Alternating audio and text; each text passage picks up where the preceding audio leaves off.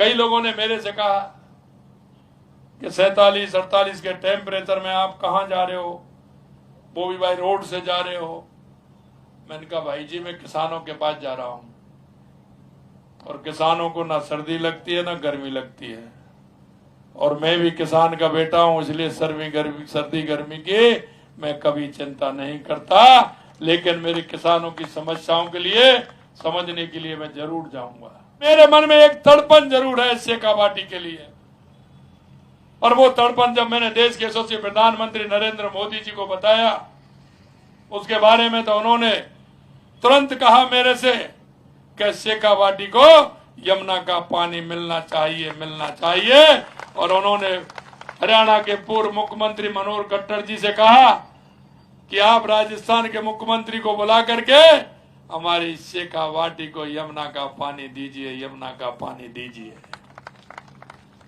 लेकिन मुझे कुछ अफसोस है मेरे भाइयों कि जब मैंने विधानसभा में यह बात रखी थी तो कांग्रेस के लोगों ने कई मेरे से प्रश्न कहे। मैंने कहा सबसे ज्यादा अगर इस प्रदेश में, देश में, हरियाणा में सबसे ज्यादा सरकार रही है तो कांग्रेस की रही है।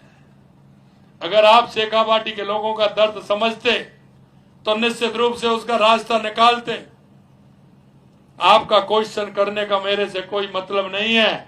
हम शेखावाटी के लोगों को यमुना का पानी लेकर के आएंगे जिससे हमारा किसान भी खुशहाल होगा और हमारा किसान के साथ साथ हमारा आम जन खुशहाल होगा, उसको पीने के लिए मीठा पानी मिलेगा। लेकिन दुख मुझे इस बात का है, इसी बीच में हमारा एमओयू हुआ, हरियाणा के चुनाव आ गए तो कांग्रेस की वहां की पार्टी ने लिखा अपने घोषणा पत्र में, वो घोषणा पत्र में इसलिए कह रहा हूं, आप उसको निकाल सकते हैं, देख सकते हैं, पढ़ सकते हैं। उस घोषणा पत्र में उन्होंने लिखा कि यमुना जल का जो समझौता राजस्थान के साथ हुआ है, अगर कांग्रेस की सरकार वहां आती है हरियाणा में तो उसको रद्द कर दिया जाएगा। लेकिन आगे झुंझुनू सीकर चूरू के ऐसे नेता कांग्रेस के वहां गए, लेकिन उनके मुंह से एक शब्द नहीं निकला कि ये हमारी शेखावाटी की जनता का सवाल है, हमारा नहीं है, आपको इसके पानी देना चाहिए। उन्होंने एक सवाल नहीं किया। और अब जब हम यहाँ आए हैं तो ट्वीट कर रहे हैं, ट्वीट करके कह रहे हैं, अरे उनके ट्विटर की राजनीति को छोड़िए, मैदान में जाइए, जनता के बीच में जाइए, जनता बता देगी कि आपके काम क्या है। आपने लूट और झूठ के अलावा, तुष्टिकरण और जातिवाद के अलावा आपने कुछ नहीं किया, इसलिए जनता के बीच में जाइए, वहां आपको मालूम पड़ जाएगा। और आपने देखा होगा चुनाव के बाद हमारे मुख्यमंत्री नायब सैनी जी और मैं और हमारे जल शक्ति मंत्री बैठे, उसकी डीपीआर के लिए टास्क फोर्स भी गठित हो गई, डीपीआर की 2 मीटिंग भी हो गई और आज भी पिलानी में होने वाली है। उसके लिए हम आगे बढ़ रहे हैं, उसके लिए भी आप सभी का मैं धन्यवाद देता हूं। मैं एक बात और कहना चाहता हूं, मेरे सैनिक भाई बैठे, मैं उनको प्रणाम करता हूं क्योंकि उन्होंने देश के लिए काम किया है। देश के यशस्वी प्रधानमंत्री नरेंद्र मोदी जी ने वन रैंक वन पेंशन के लिए कहा तो करके दिखाया। मेरे सैनिकों को अगर उससे सबसे ज्यादा फायदा मिल रहा है तो मेरे राजस्थान के सैनिक भाइयों को मिल रहा है, ये भी मैं कहना चाहता हूं। दूसरी समस्या हमारी बिजली की थी। हमने कहा है किसान से, क्यों किसान की तकलीफ को हम जानते हैं। अंधेरे में जाता है, लाइट आती है, घर वहां पहुंचता है, परेशान होता है। हमने कहा किसान को 2027 में हम दिन में बिजली देने का काम करेंगे, किसान दिन में काम करें, शाम को अपने परिवार के साथ, बीवी बच्चों के साथ आराम से समाचार सुने, नाटक देखे और क्या क्या आते हैं वो देखे सभी, जिससे कि आराम से परिवार के साथ बैठने का मौका उसको मिले। क्या होता है, लाइट आती है, रात को वहां चला जाता है, दिन को वहां रहता है, ना तो समाचार सुन पाता है, ना परिवार के बच्चे सब पढ़ने चले जाते हैं, ना मिल पाते हैं, ना कुछ होता है। हमारी युवा युवती हमारी जो पढ़ रही है, युवा है, आपने देखा होगा पिछली सरकार में उनके सपनों को तोड़ने का काम किया। हर पेपर लीक हुआ, लेकिन उन्होंने कोई कार्रवाई नहीं की। हमने कहा एसआईटी गठित करेंगे, कार्रवाई 300 बंदे हैं, 300 के लगभग अंदर जेल में बंद हैं और हमारे समय में 16 महीने में 100 पेपर हुए, एक भी पेपर लीक नहीं हुआ, एक भी पेपर लीक नहीं हुआ। ये भी हम आपको विश्वास दिलाते हैं।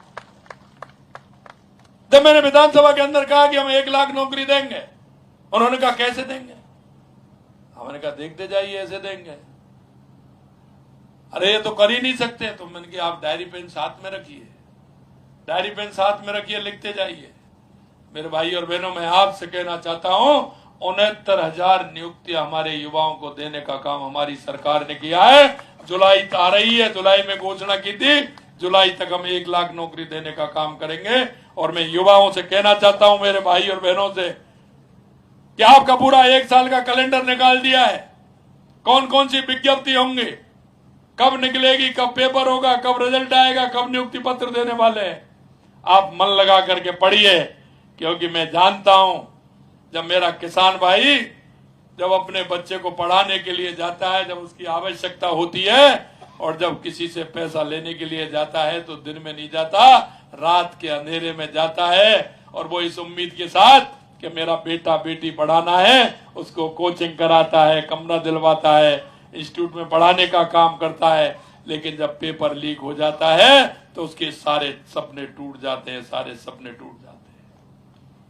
हमने कहा है कि किसान की पीड़ा को जान दे। किसान का बेटा अगर किसी माध्यम से वो सर्विस में जाएगा तो वो पिता का सहारा बनेगा, पिता का सहारा बन के अपने घर को आगे बढ़ाएगा। हमने कहा कि हम 5 साल में 4 लाख नौकरी देंगे, आप तैयार रहिए, 4 लाख नौकरी देंगे। हमसे कहते हैं कि आप बार बार कहते हैं, मैंने 10 बार कहूंगा। गलती पकड़ते जाइए, बताते जाइए, क्योंकि हम जो कहते हैं वो करते हैं, जबान से निकला हुआ। एक एक बात हमारी वो होती है जिसको हम पूरा करते हैं। मेरे से कह रहे थे कि आप ऐसे कह रहे हैं। अरे मेरी बात छोड़िए, मेरा कोई मंच पर बैठे हैं, मेरे कार्यकर्ता जो काम करते हैं, अगर सार्वजनिक रूप से सार्वजनिक काम के लिए अगर मेरा कार्यकर्ता भी कहेगा तो उसकी बात को भी रखा जाएगा, वो काम भी किया जाएगा। मेरे भाई और बहनों, मैं इतना ही कहना चाहता हूं, हमने 35 लाख करोड़ के एमओयू किए। हमने उसमें से 3 महीने में 3 लाख करोड़ रुपए के जमीन पर उतारने के काम किया। मैं मेरे युवा भाई और बहनों से यह भी कहना चाहता हूं कि सरकारी नौकरी तो है ही, लेकिन कोई अपना स्टार्टअप स्टार्ट करना चाहता है, अपना काम करना चाहता है, उसके लिए भी प्रावधान हमने रखा है। उसमें भी आइए, उसमें करिए, प्राइवेट में नौकरी करिए। हमने 6 लाख के लिए कहा है, लेकिन उससे भी ज्यादा हम उसमें देने वाले हैं। मैं अंत में इतना ही कहना चाहता हूं, हमारी केंद्र और राज्य सरकार की बहुत सारी योजनाएं हैं, उन योजनाओं का लाभ आम जन को मिले।